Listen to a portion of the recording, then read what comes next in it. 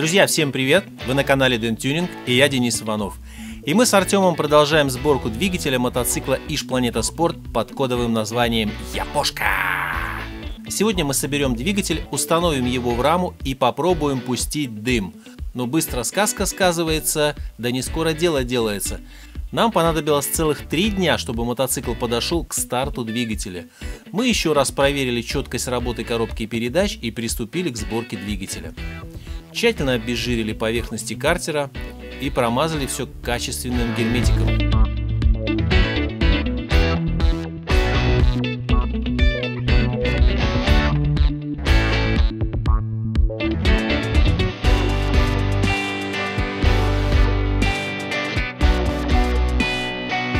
Устанавливаем коленвал и собираем половинки.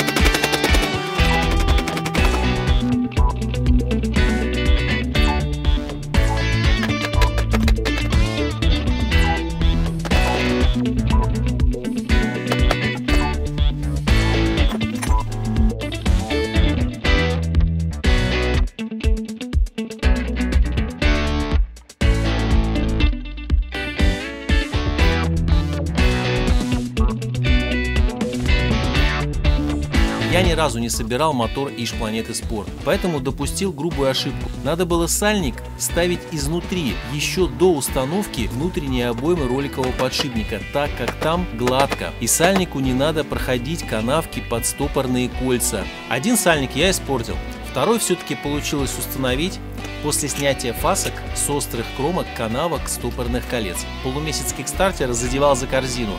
Пришлось подобрать дистанционную шайбу под крышку сцепления. После проверки работы собираем заводной механизм, ставим корзину сцепления, шпонку и ведущую шестерню на коленвал.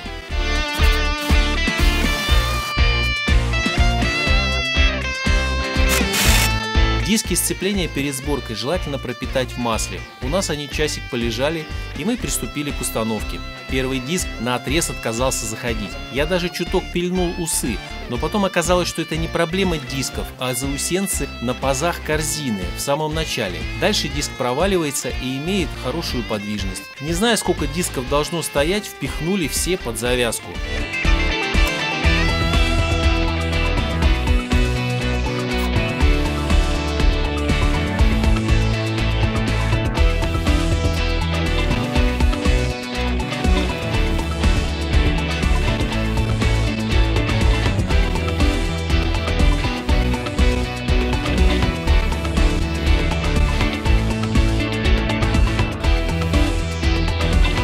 Крышку сцепления пришлось ставить другую, так как в той, что я зинковал под шестигранники, была сорвана резьба М5 под крепление малой крышки, а таких вертышей у меня нет, к сожалению.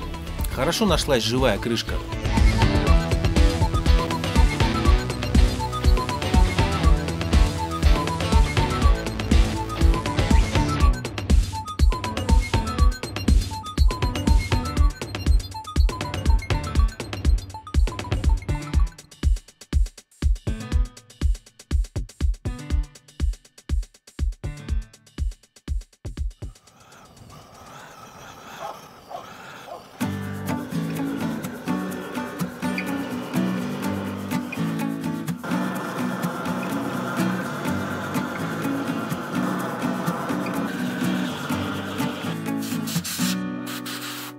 Перед установкой мотора на мотоцикл решили прожечь выхлопную трубу. Вначале я хотел резать и варить родную мятую, но потом нашел в загажниках другую. Она практически ровная и не имеет повреждений, которые бы повлияли на работу мотора.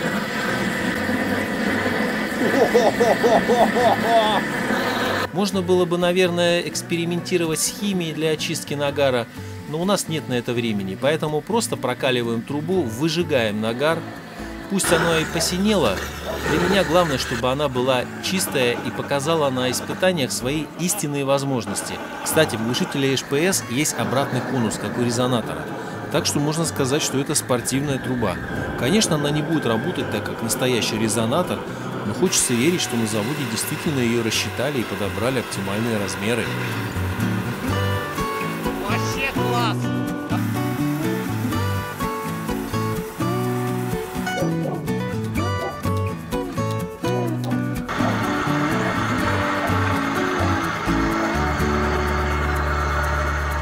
Трубу прожгли, теперь можно помыть руки и пообедать.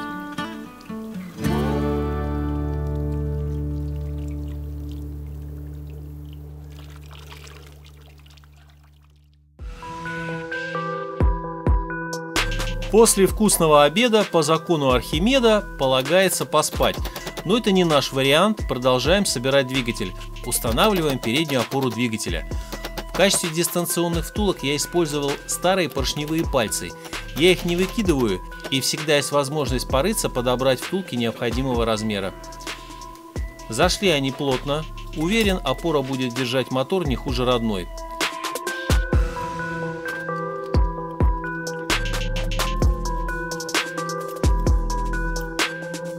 Артем прогнал резьбы и установил на цилиндр впускной коллектор.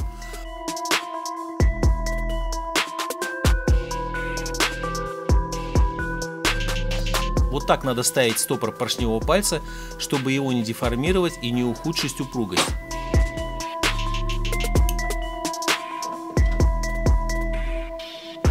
Смазываем верхнюю головку шатуна и устанавливаем сепаратор. Я решил поставить родной, который был в комплекте с шатуном. Хоть он мне и не нравится, но испытать его надо.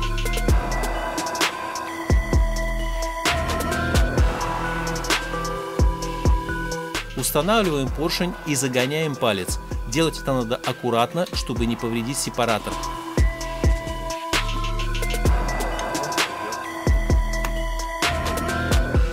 После установки пальца не забываем установить второе стопорное кольцо, так же аккуратно, как и первый раз. Теперь прокладка цилиндра. Чтобы она не ерзала на шпильках и было четкое совпадение с каналами в картере, при установке мы ее мажем герметиком с одной стороны и приклеиваем на картер. С другой стороны не мажем, чтобы можно было снять цилиндр и поставить другой без замены прокладки.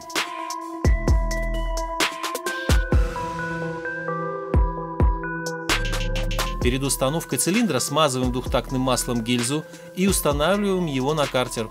Обзор цилиндра, колец и зазоров, кто не видел, смотрите в предыдущей серии. Цилиндр на поршень оделся без проблем. Тратить время на оправки не вижу смысла.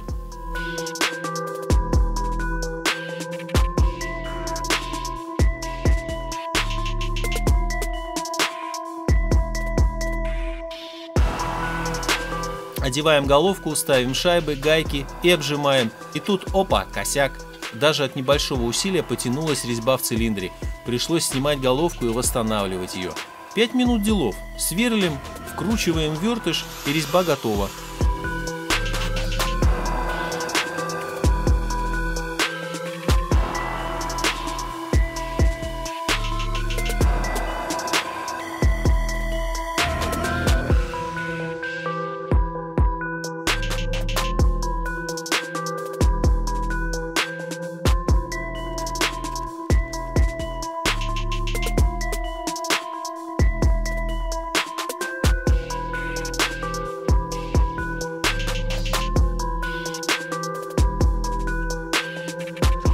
Вот только на основную резьбу М10 у меня нет вертышей, и пришлось нарезать резьбу с шагом 1,25 и другую шпильку под нее. Шпильку нашел короче, но гайку закрутить хватает, и отлично.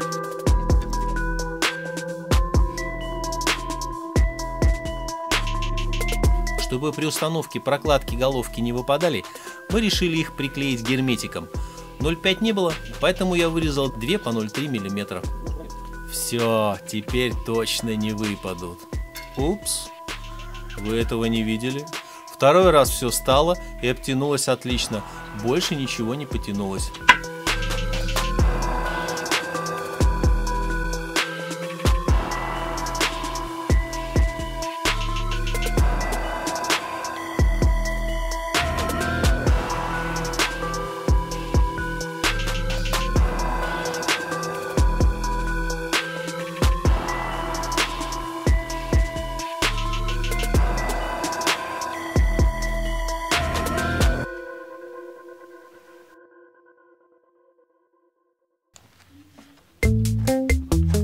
установкой мотора в раму я решил поправить места, куда упирается сайлентблок. Там большая выработка и ступени. Я их срезал, а между торцом сайлентблока и рамой поставлю стальные шайбы. Правое ухо пришлось отогнуть. Мотор, видимо, постоянно подтягивали на изношенных резинках, и оно загнулось. Пока не поставили мотор, решили проверить и помыть воздушный фильтр. То, что увидели, повергло в шок. Почему у людей такое отношение к легким двигателям? Фильтр мотору дан не просто для наличия, а для очистки воздуха от пыли. Этот фильтр не очищал ничего, и на этом ездили.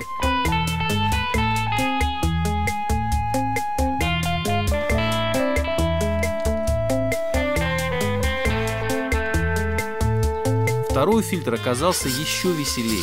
Как можно так игнорировать надежность и ресурс двигателя?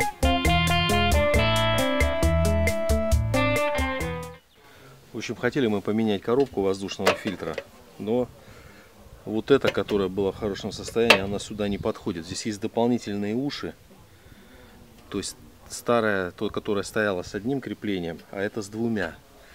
Видимо, какой-то с более ранней, наверное, модели. Или поздней.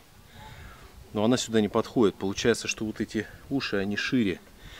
Мы уже пытались тут разогнуть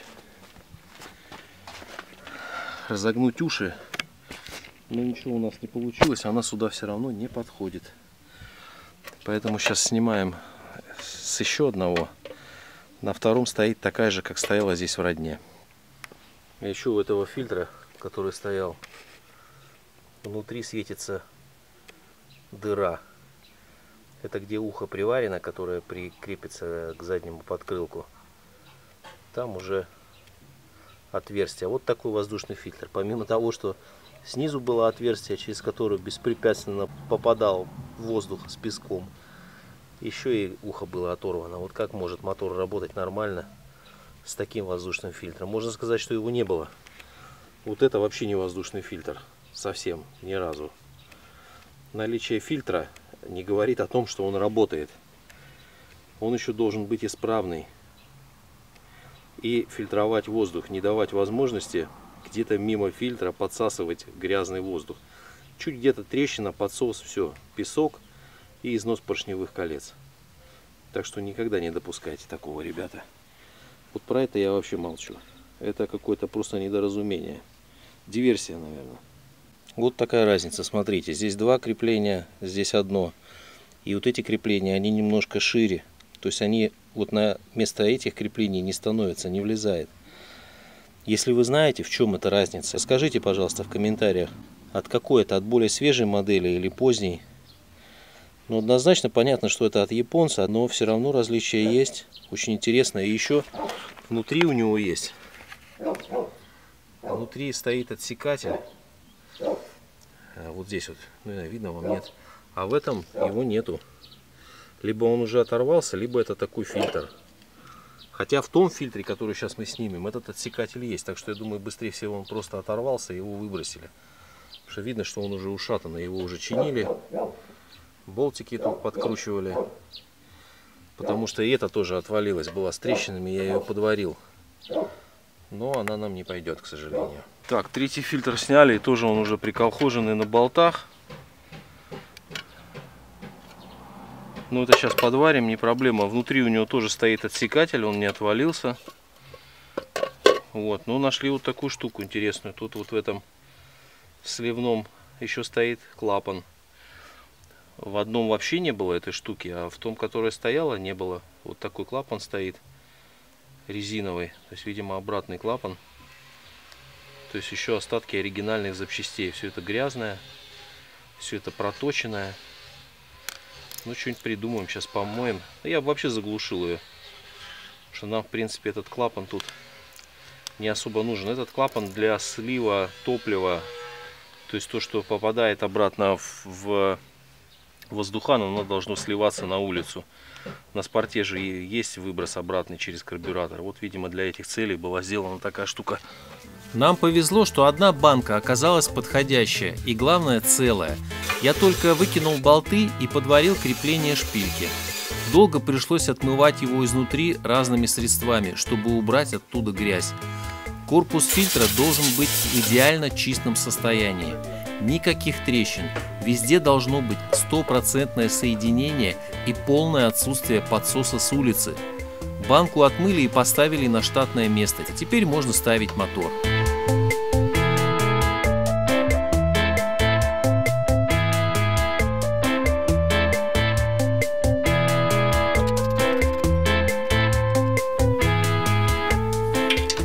Вначале наживляем переднюю подушку, потом заднюю ось. Наоборот не получилось.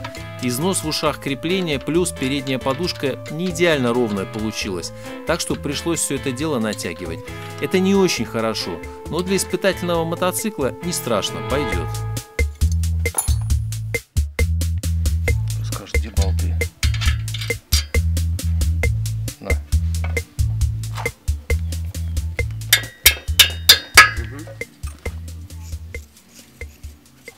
С этой стороны мы их вставляем-то хоть? Да, по-моему, без разницы, да.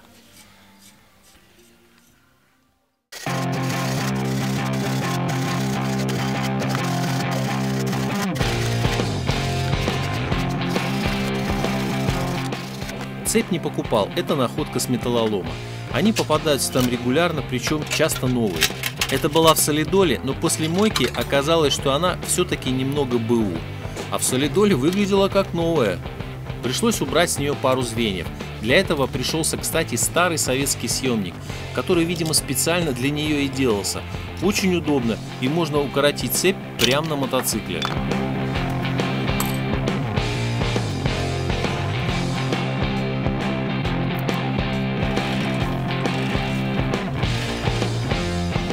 Что из дури, затягиваем гайку ведущей звезды и с двух сторон загибаем края стопорной шайбы.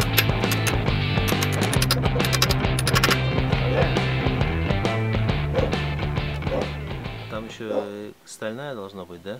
Да, она вот у меня в зубах. Ага.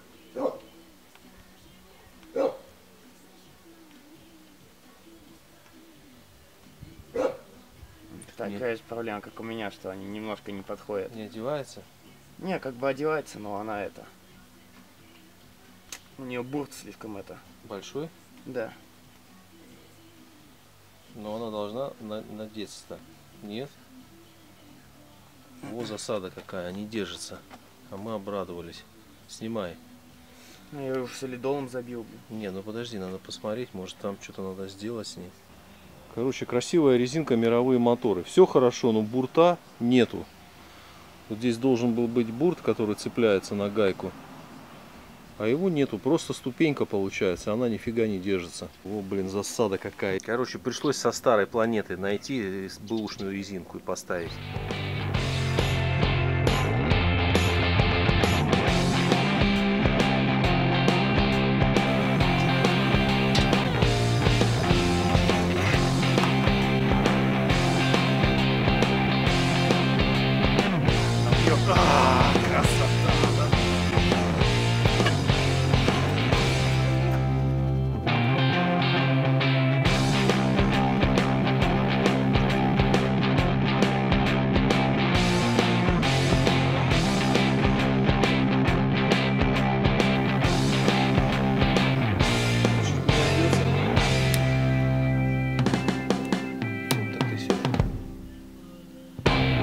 Сильно горит. Да, она турбированная.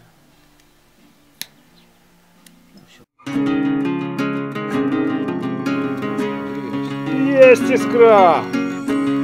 Солнце уже клонилось к закату на исходе третьего дня, и нам не терпелось скорее попробовать пустить дым. Зажигание настроили, подсоединили новый топливный шланг, закрепили бак. Я проверил, как работает топливный кран ИКов от Явы или Чизета, врезал топливный фильтр. Скорее, скорее, надо заводить. Скорее надо заводить. Последние штрихи. Ставим сиденье. Закрепляем. Заливаем бензин. Страсти накаляются. Скорее ставь лайк, если тебе тоже не терпится услышать, как он заработает. Открываем кран. Бензин пошел. Игла в карбюраторе держит. Конечно же, мы его перебрали. Ну что, заводим? Вот только кикстартер мы не поставили, потому что глушак торчит в сторону, и он в него упирается. Так что будем заводить с толкача. Последний штрих. Крышка бензобака. И на стартовую прямую. Нет, стоп. Забыли залить масло в движок.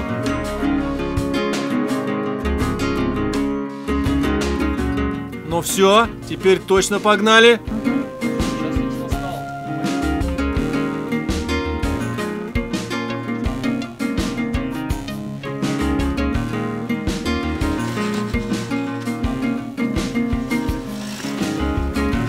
Ну, и что? А ничего, ребята. Чудо не случилось. Даже одной вспышки мы не услышали. Мы попробовали плеснуть подсвечку, но тишина.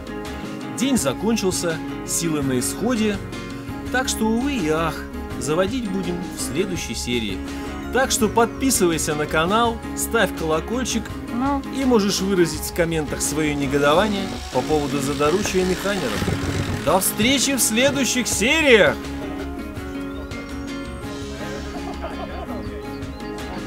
Так ты же спрыгнул.